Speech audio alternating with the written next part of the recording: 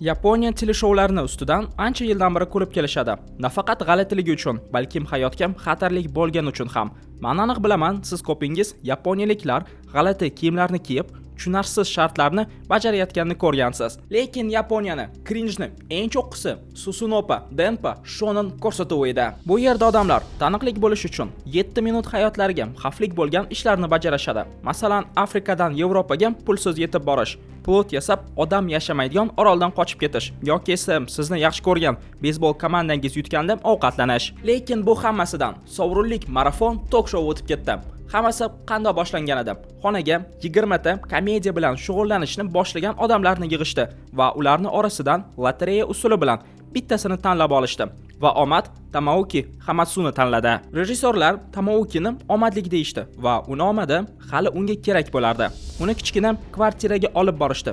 Eksperimentda qatnashish uchun. 1998-yillarning boshida Yaponiya ekonomikasi jazor vaziyatda emas edi. Zavodlar mahsulotlarni chiqarardi, lekin ularning soni hammaga yetmas edi. Shuning uchun davlat kichkina va o'rtancha biznes yashash uchun aksiya va kuponlar davrini boshladi. Hamma gazetalarda konkurslar haqida yozilgan edi va konkurslarda hamma narsani yutib olsa bo'lardi. 1 oylik asal oyidan boshlab 1 butilka pivagacha. Va Tamaokini ishi o'sha konkurslarda qatnashib, yutib olgan narsalarni faqat iste'mol qilish edi. Ularning ichiga kiyimlar, texnika va hattoki ovqat ham kirardi. Uni kichkina xonaga olib kirishdi, kiyimini olib qo'yishdi va kuponlarni to'ldirishni so'rashdi. Hammasi bekorga emas edi. Konkursni tugatish uchun Tamaoki 1 million yendan qimmatroq mahsulotlarni yutib olish kerak edi, yoki esa $10,000. Qog'ozda qiziqarli ko'rinishi mumkin, lekin siz har kuni 10 soat kuponlarni qo'lda to'ldirishingiz kerak. Bemanos konvertlarni yechib, sizga drop tushishini kutasiz. Uning ichida esa tomat sous, fasol va retsept qanday qilib tomat sousni fasol bilan pishirish bo'ladi. Hamda siz har kuni reklamalarni o'qiysiz, reklamalarni eshitasiz. Odam bilan gaplashaman desangiz, bu ham reklama. Sizni sanuzeldek xonaga yopib qo'yishgan. Siz yaqinlaringiz bilan gaplasha olmaysiz. Siz dunyoda nima bo'layotganini bilmaysiz. Sizda gigiyena vositalari yo'q, ovqat yo'q, o'yin kulgi yo'q. Siz faqat kuponlarni to'ldirishingiz mumkin. Sizning xonangizda kichkina stol, telefonlar, qog'oz, radio, jurnallar va yostiq, boshqa hech nima bu xonada yo'q va bu 1,5 yil davom etadi. Sizlar bilan Aziz Habibullayev Togen Here kanalida. Videoga avans bilan like bosib, obuna bo'lib qo'ying. Bu menga ko'proq sifatli video chiqarish uchun motivatsiya bo'ladi. Hammaga katta rahmat. Men anchadan beri investitsiya bilan shug'ullanaman va obunachilarim bu haqida bilishadi.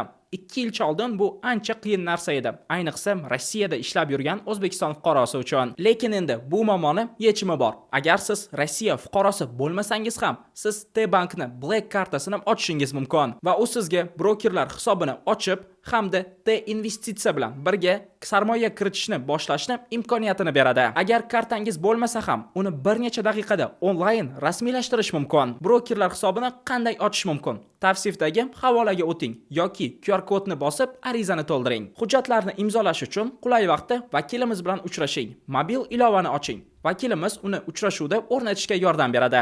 Investitsiyani afzalliklari: bepul hisob ochish va xizmat ko'rsatish. Hattoki 5 rubldan boshlab sarmoya kiritishni boshlashingiz mumkin. Istalgan joyda sarmoya kiritsangiz bo'ladi. Barcha vositalar iOS va Androidga mobil ilovalar mavjud. Kun-u-tun qo'llab-quvvatlash mavjud. Mutaxassislar har doim sizni savollaringizni chatda yoki telefon orqali hal qilishga tayyor. Tavsifdagi havolaga o'ting va investitsiya bilan birgalikda sarmoya kiritishni boshlang. Birinchi keling, Tamaokini laqibidan boshlaymiz. Nasubi. Rejissyorlar unga qarab, uni yuzi baqlajonga o'xshashini ahamiyat berishadi va bo'ldi. Endi uni umrini oxirgacha baqlajon deb chaqirishadi. Nasubi esa baqlajon degani. Va odamlar buni unutmaslik uchun jonli efirda senzura qilish kerak bo'lgan narsalarni baqlajon bilan yopishadi. Eksperimentni oxirgacha Tamaokini biron marta ism bilan chaqirishmaydi va faqat Natsubi deyishadi. Aytganimdek, Tamaoki birinchi bo'lib xonaga kirganda undan kiyimlarni yechishni so'rashdi. Shouni tomosha qilsangiz, Natsubi uyalayotganini ko'rishingiz mumkin. Eksperiment boshlandi va birinchi 2 kun u lotereyani to'ldirib, nimadir bo'lsa ham yutib olmoqchi edi. Eng ko'pi esa u ovqat va kiyim xohlayotgan edi. Tamaoki 3 yoki 4 kuni birinchi marta lotereyadan 12 dona jeleni yutib oladi va uni tez vaqt ichida yeb bo'ladi. Tamaoki birinchi birinchi va uchinchi kuni ovqat yutib olmagan bo'lsa ham unga ovqat berishayotgandi. Agar bu narsani ovqat deyish mumkin bo'lsa, u har kuni 3-4 marotaba kamera plyonkasini o'zgartirardi va shu ish uchun unga rejissyorlar ovqat berishardi va shu 2 hafta ichida Nasubi non yeydi va birinchi marta to'liqroq ovqat yutib olgandan so'ng unga nonni ham berishni to'xtatishdi. Nasubi guruch yutib olgandi va nihoyat to'liq ovqat va u uni tayyorlamasdi. Uni oshxonasi bor edi, lekin idish-tovoqlardan unda faqat cho'plar bor edi. Ovqat yegisi esa kelayotgan edi. O'sha kuni u pishmagan guruchlarni yeydi va bunaqa yashash mumkin emasligini tushunadi va u jeleni upakovkasini guruch bilan to'ldirib gazni yoniga qo'yadi va unda o'xshaydi. Tamovoki 2 hafta deganda birinchi marta to'liq ovqat yeyotgan edi. Uni organizmi endi birinchi marta kaloriyalik narsani yegan edi. Oddiy guruch, tuzsiz, jele upakovkasida pishgan va Nasubi baxtligida. Nasubini qiynashgan narsa bu ovqat edi. Tamovoki haftalab umuman ovqat yemashi mumkin edi. Bir xil payt uni omadi kelib qolsa, u ujinga guruch yeyishi mumkin edi, lekin qolgan vaqtlar u och yurardi. Lekin Nasubi uchun eng qiyin birinchi hafta edi. Nasubini eshigini taqillatishadi. U yalang'och eshikni ochishga boradi va eshikni ochganda u kuryerni ko'radi. Uni qo'lida esa yog'lik ramyon edi. Kuryer zakasini ichida nima borligini aytadi, to'liq tushuntiradi va Nasubidan 1700 yen so'raydi. Nasubida esa umuman pul yo'q edi va kuryer kechirim so'rab Nasubini tark etadi. Nasubini qornini ochtirib, so'laklarini oqtirib aldab ketishgan edi va bunaqa narsa hali ko'p qaytariladi. U lotereyada yutganini telefondan bilardi va bir xil payt unga telefon qilib trubkani qo'yib qo'yishardi yoki esa telefon qilib ingliz tili kurslarini ham reklama qilishardi. Lekin omad Nasubini yaxshi ko'rardi. Keyingi safar eshikni ochganida unga konservadagi spagettini olib kelishadi. Lekin spagettini pishiradigan narsa yo'q edi. Konservani ham ocha olmasadi. Shuning uchun u pishmagan guruchni yeyishni davom ettiradi. Birinchi oy Nasubini omadi kelmagandi va u faqat 15000 won yutib oladi. Fevral unga omadliroq bo'ldi va u loviya yutib oladi. Har kun guruch yegan odamga bu juda ham yaxshi yangilik edi. Har xil go'shtlar va sake. Sake bu pivo va u o'sha paytoq ichilgan desam yolg'on bo'lmaydi. Ichib olgan odamni miyasiga yangi narsalar kelgani uchun u pivoni idishini olib, ustini olib tashlaydi. Idish qilib ishlatish uchun va spagettini pishiradi. Hamda Nasubi eng foydali narsalarni birini yutib olganda go'sht va u uni olovni tepasida ushlab pishiradi va 2 oy deganda birinchi marta go'sht yeydi. Nasubi 2 oy deganda tuzsiz yarim pishgan go'shtni yeydi va organizmiga ozgina bo'lsa ham oqsil tushgani uchun juda ham xursand bo'ladi. Va Nasubi yana omadi keldi va har doim so'rab yurgan narsasini yutib oldi. Kiyim. Aniqroq qilib aytsam, qizlarning kiyilgan ichki kiyimi. Nasubi uni kiyib ko'rishga harakat qildi, lekin tez bu ishni qoldirdi.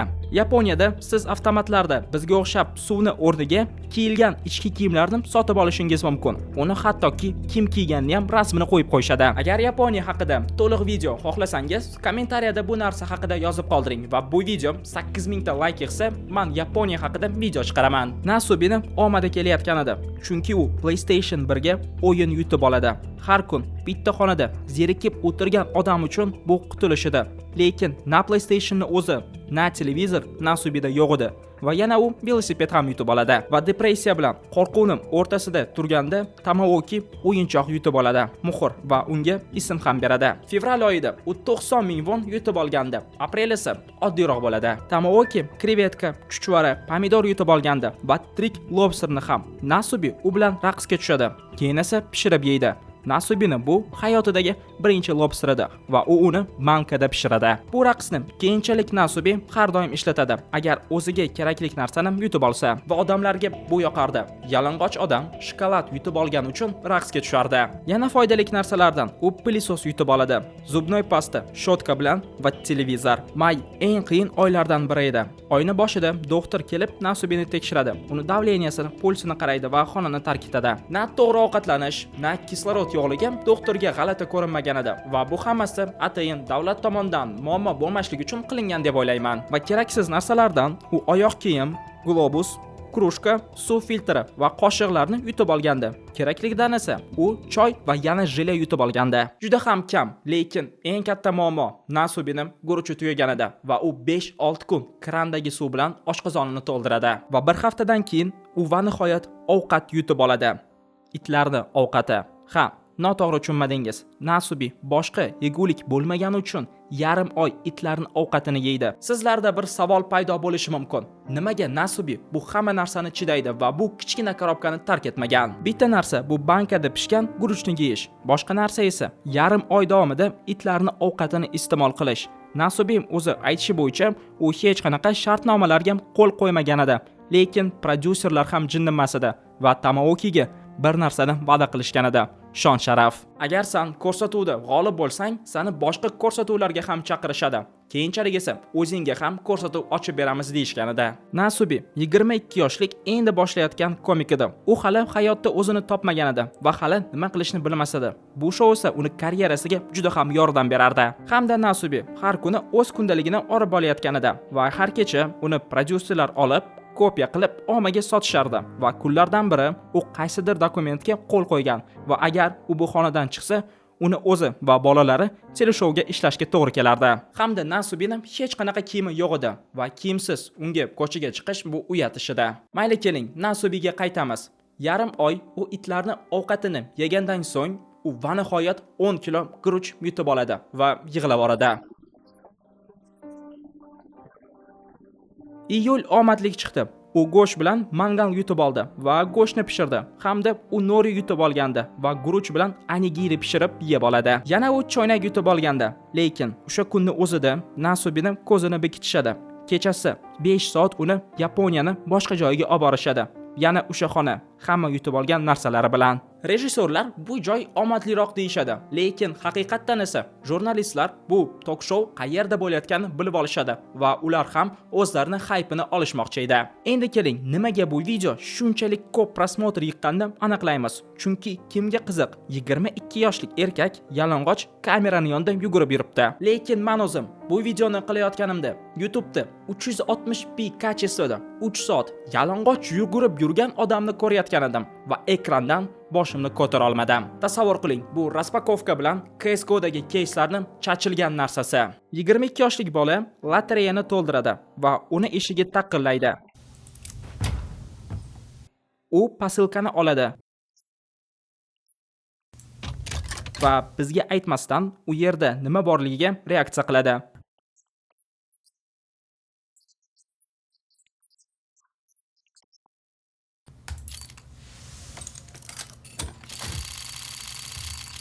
Keyin esa uni kameraga ko'rsatadi.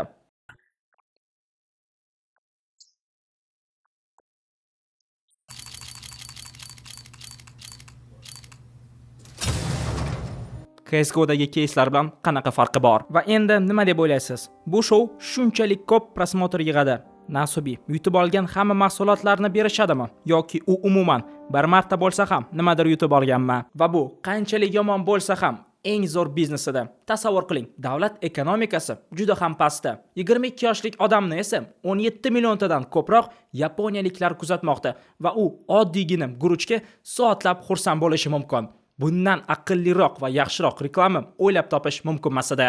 Syomka qilish esa juda ham oson. Bitta xona, bitta odam, ikkita kamera va mikrofon. Kamerani ham o'zgartirishadi. Endi kamerani har kun plyonkasini o'zgartirish kerak emas edi. Va bu nima degani?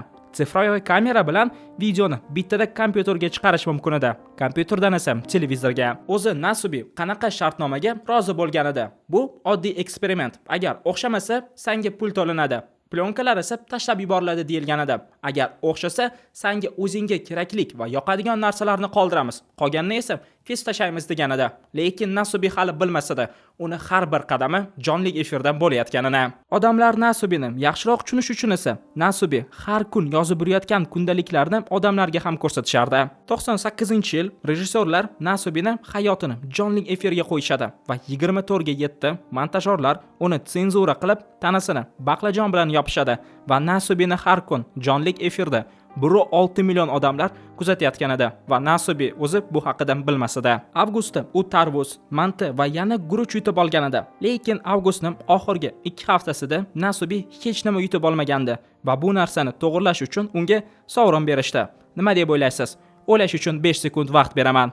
Nasubini plyajga olib chiqishdi. Nasubi maza qilib, dam olib quyoshda yotib cho'milishi mumkin edi, lekin rejissyorlar uni bunchalik oson qo'yib yubormasadi.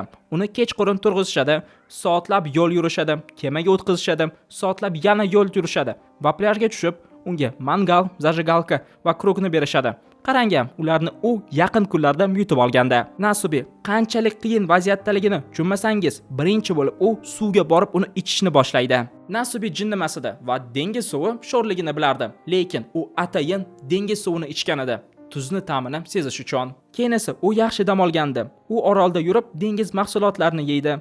Quyoshda zagar oladi. Nasubi maza qilib dam olayotgan edi, lekin rejissyorlar uni bu ishi uchun yomonlashga tushishadi. U plyajda dam olayotganda, agar u nimadir yutib olsa, unga bu narsani berishmasadi va umumiy balansga ham qo'shilmasdi. Shuning uchun Nasubi o'z uyiga qaytarib jo'natishadi. Keyinchalik u yutib olgan narsalarni umuman foydasi yo'q edi. Konsertga bilet, jurnallar, kasetalar, broshuralar va keyin yana Nasubi boshqa joyga ko'chirishdi, chunki uni eski uyini yana topib olishdi. Va Nasubini bittada omadi keladi va u birinchi marta chips yutib olgandi. Mevalar, krab va nihoyat playerni ham yutib oladi. Uni televizori va bitta ikkita kasetalari borligini hisobga olganda, Nasubi va nihoyat mazza qilib dam olishi mumkin edi. Lekin Nasubini ustidan kulmashlari mumkin emas edi. Birinchi kasetada 1951-yildagi velosport videosi edi. Ikkinchida esa qanday qilib hidlangan qo'ltig'ini hidini yo'qotish mumkin edi va Nasubi baxtligida. Televizordagi rasmlar qimirlayotgan edi va ovoz ham chiqayotdi. Nasubi oxirgi marta televizorni 9 oy oldin ko'rgandi. Lekin noyabr Nasubi uchun eng zo'r oy edi. Player ham yaxshi, lekin har doim bir xil narsa ko'rish jonga tegardi va u noyabrda PlayStation 1 yutib oldi. Nasubi qanchalik xursandligini oddiy so'zlar bilan tushuntirib bera olmayman. Nasubi oddiy narsani emas, o'sha paytda eng zo'r pristavkasini yutib olgan edi. PlayStation 1 da Silent Hill, Metal Gear, Resident Evil 2 degan o'yinlar bor edi va bu kichkina korobka Nasubini hayotini 180 gradusga o'zgartirardi. Va u allaqachon oldin PlayStation 1 ga o'yin yutib olgan edi va hammasi shunchalik oson bo'ladi deb o'ylaysizmi? U yutib olgan o'yin Dash to Go edi. Bu nimaligini bilasizmi? Poyezd simulyatori. U yerda esa nima qilish kerak? Virtual poyezdda, virtual yo'llarda yurish kerak va Nasubi bu o'yinni 4 kun to'xtatmasdan o'ynagan edi. 4 kun u mazza qilib o'yin o'ynaganda, ya'ni 4 kun u ekranda ko'rgan narsasi.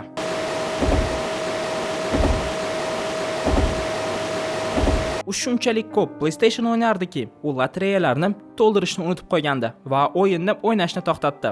Hamda u noyabrda go'sht yutib olgandi va uni mazza qilib yeydi. Dekabr muhim oy edi, chunki u va nihoyat skaborodka yutib olgandi. Unutmang, u 11 oy davomida guruchni pivo idishida pishirib yeyotgan edi. Agar uni ovqati qolmasa, u itlarning ovqatini yerdi. Lekin eng muhim narsa bu pokrishkalar bo'ldi. Ular unga umuman kerak bo'lmasa ham, ularning narxi arzon emas edi. Va nihoyat u pokrishkalar bilan 1 million won yutib olgandi. Lekin uni oddiy tabriklashdi deb o'ylasangiz, siz qattiq adashasiz. Uni kechqurun yoniga kelib, poqquldoqlar bilan tabriklashdi. Va nihoyat unga kiyim berishdi. U uni kiydi va o'sha paytoq yechib yubordi. U kiyimsiz yurishga o'rganib qolgandi. Kiyimda uni tanasi qichardi va u kiyim kiy olmasdi. Va nihoyat unga yaxshi ovqat berishdi. Ramyon va yana ko'zini yopishdi. Ko'zini ochganda u Janubiy Koreyada edi. U yerda uni qornini to'ygancha to'ldirishdi. Keyin esa parkka borishdi. U yerda tamaoki mazza qilib hordiq chiqargan edi. Kechqurun esa uni bozorga olib borishdi. U yerda u kimchi sotib oldi va ko'zini yopib aeroportga olib ketishdi. Va ko'zini ochganda u yana o'sha xonani ko'rdi. Stol, yaponcha, koreyscha tarjimon va kimchi. Prodyuser unga Koreyada ham lotereyalar bor va u yerni lotereyasini ham tekshirib ko'rishimiz kerak dedi. Bu qanchalik marazmligini tushunyapsizmi? Ular tushunishayotgan edi. Shtraf qanchalik katta bo'lsa ham Nasubi xonani tark etishi mumkin edi. Shuning uchun ular Nasubini boshqa davlatga olib ketishgan edi. Bu safar u 1 million won emas, atagim 46 ming won yig'ish kerak edi. Bu Koreyadan Yaponiyaga bilet narxi. Va yana qiyinroq bo'lishi uchun lotereya koreys tilida edi. Lotereyada qatnashish uchun Nasubi tilni o'rganish kerak edi. Xonada esa tarjima uchun kitob bor edi. Keyin uni tez omada keldi va u televizor, banan, kimchi yutib oldi va tez vaqt ichida yetarlicha pulni yig'di va uni bundan keyin uyga jo'natishdi deb o'ylaysizmi? Prodyuserlar Nasubiga qarab, bunaqa odam ekonom klassda emas, biznes klassda uchish kerak dedi va Nasubi 57 ming yen ishlab topish kerak edi. yaxshiyam uni omadi keldi va u qimmat choyni yutib olgandi. Lekin prodyuserlar u biznes klassda emas, birinchi klassda uchish kerak deyishdi va Nasubi 81 ming yen yig'ish kerak edi. Va Nasubi bu summani tez yig'adi va bunaqa pul bilan Yaponiyaga emas, prodyuserlar uni Fransiyaga jo'natishmoqchi edi. Lekin Nasubi prodyuserlar bilan gaplashdi. Pulni yig'ib bo'lganini tushuntiradi va boshqa bunaqa hayotda yasholmasligini tushuntiradi va uni Yaponiyaga jo'natishadi. Nasubiga lotereya qog'ozlarini to'ldirish qiyin bo'layotganida, uni qo'lidagi tirnoqlari juda ham o'sib ketganida, kechqurun Nasubini turg'izib, yana ko'zini yopishadi va Yaponiyaga olib ketishadi. Va bu shovni oxiri oddiy o'tadi deb o'ylaysizmi? Uni uzoq vaqt bir joyga olib borishadi va ko'zini ochganda u yana eski xonasini ko'radi. Kamera bilan, refleks bilan u hamma kiyimlarini yechadi va 4 ta devor qulaydi.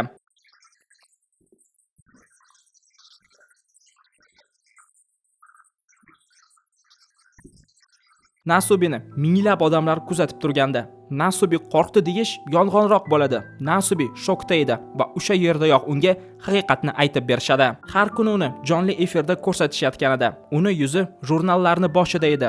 Uni kundaliklari magazinda sotilardi va Yaponiyadagi eng ko'p sotiladigan kitoblardan biri edi. Uni Ramyonga reaksiyasi kompaniyaning eng kuchli reklamasi edi. Uni kichkina xonada ushab jinni qilishganida, ovqat berishmasida va hammasini tugatgandan keyin uni masqavaroboz deb aytib chiqishdi. Keling yana bir narsa haqida aytib beraman. Nasubini tarbiyasi. Nasubini otasi tarbiya qilgan. U esa politsiyachi bo'lgan edi va Nasubi otasiga komediyada qatnashaman deganda, unga bu albatta yoqmaganda. Nasubi otasini ko'p vaqt ko'ndirgandi va otasi rozi bo'lgandan so'ng u bolasiga bitta narsani aytadi. Odamlarni kuldirsang kuldiraver, lekin hech qachon boshqalarni kuldirish uchun kiyimini yechma deganda. Endi bu odamni yuziga qarang. 1,5 yil uni butun Yaponiya yalang'och ko'rgan edi va hozir ham uni minglab odamlar ko'rib turgandi. Va shunaqa notada Nasubini shovi tugaganida. Lekin Nasubiga hammasi tugamaganida.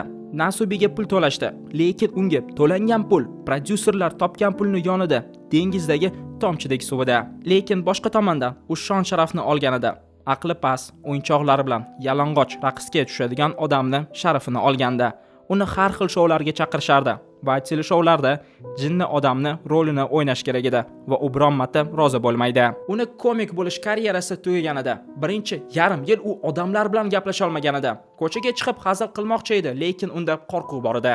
1 yil u kiyim kiyishni o'rgandi. 1 yil u uyida o'tirib ko'chaga chiqa olmasdi, lekin bitta narsani aytish kerak. Nasubi haqiqiy erkak edi. U nafaqat o'z rol haqida unutgan edi va hattoki bitta, ikkita yaxshi kinolarda ham o'ynagan edi.